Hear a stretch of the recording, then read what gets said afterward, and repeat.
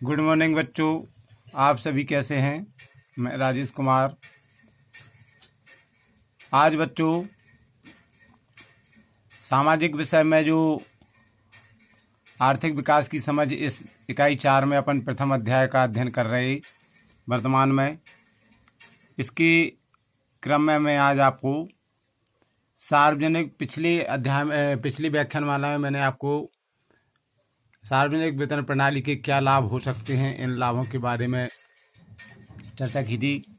देखिए, ये जो 4 लाभ हैं इसके बारे में मैंने चर्चा की थी। अब हम चर्चा करने जा रहे हैं आज के दिन सार्वजनिक वितरण प्रणाली की क्या क्या कमियां हैं। तो बच्चों, आज हम देखते हैं कि प्रथम कमी सार्वजनिक वितरण प्रणाली की क्या है। इसमें सर्वप्रथम पहला जो कमी है, दोष है भ्रष्टाचार।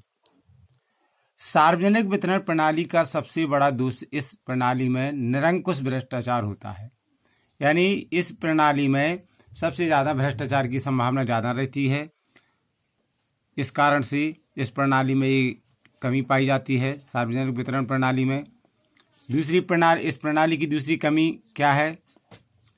इसके अंतर्गत गरीबों के लिए आवंटित राशन की कालाबाजारी की जाने की संभावना बनी रहती है। कालाबाजारी जो होती है, यानी जो इस प्रणाली के तहत खाद्यान्न पदार्थ आते हैं वो गरीबों को न दे करके और सीधे कालाबाजारी के माध्यम से खुले मार्केट में इसको महंगे दामों पर बेचा जाता है। इस प्रकार से इसमें कालाबाजारी की भी संभावना बनी रहती है। तीसरा पॉइंट जो आता है यह है लाल फीताशाही।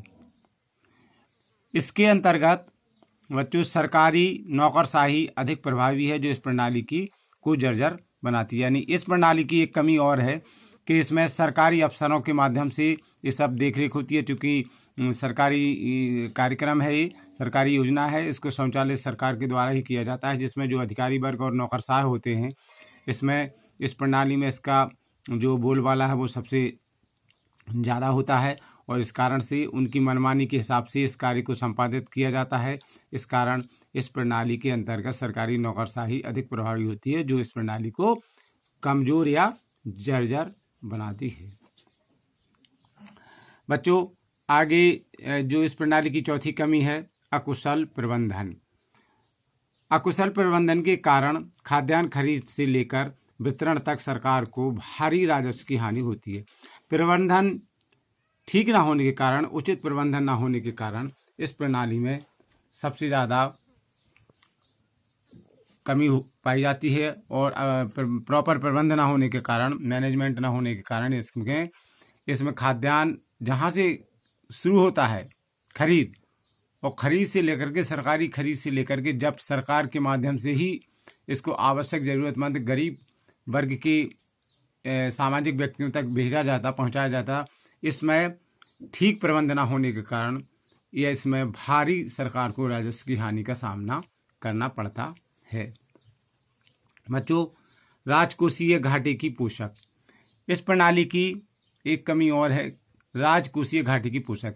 इसके अंतर्गत बेचा जाने वाला केरोसिन तेल सब्सिडी वाला होता है, जो सरकार के राजकोषीय घाटे में वृद्धि करता है। देखो बच्चों, जो इस माध्यम से जो केरोसिन तेल जो सब्सिडी पर सरकार के माध्यम से बेचा था, सब्सिडी से तात्पर्य इसमें मार्केट में जिस रेट से केरोसिन आता है उस पर सरकार उस रेट पर ना दे करके काफ़ी सस्ता देती है इसके लिए, और यह केरोसिन पर जो भारी भरकम सब्सिडी दी जाती है, इस सब्सिडी के कारण जो राज्य सरकार जो सरकारों का बजट है, इस प्रकार से इस बजट में भारी घाटा होता है।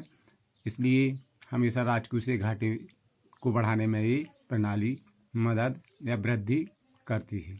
तो बच्चों, ये 5 अभी आपने जो कमियां देखी, इसी के आगे और हम आगे बढ़ेंगे। जो छठी कमी है उचित नियंत्रण का अभाव। बच्चों, अभी भी यह प्रणाली पुराने कामकाज के तौर तरीकों को ढो रही है, जिस कारण इस प्रणाली पर नियंत्रण स्थापित नहीं हो पा रहा। पुराने कार्य तरीके से, मैनुअल सिस्टम से जो कहा जाए, पुराने जो वितरण के सिस्टम है उस हिसाब से इस पर नियंत्रण नहीं हो पाता है, और इस कारण से उचित नियंत्रण न होने के कारण इस प्रणाली में एक कमी पाई जाती है, उचित नियंत्रण नहीं हो पाता है। 7वां पॉइंट जो है संचार एवं प्रौद्योगिकी का अभाव। बच्चों, आज पूरा विश्व संचार एवं प्रौद्योगिकी के माध्यम से एक तरह से संचालित हो रहा है, जिसमें इस प्रणाली में प्रौद्योगिकी का अभाव है।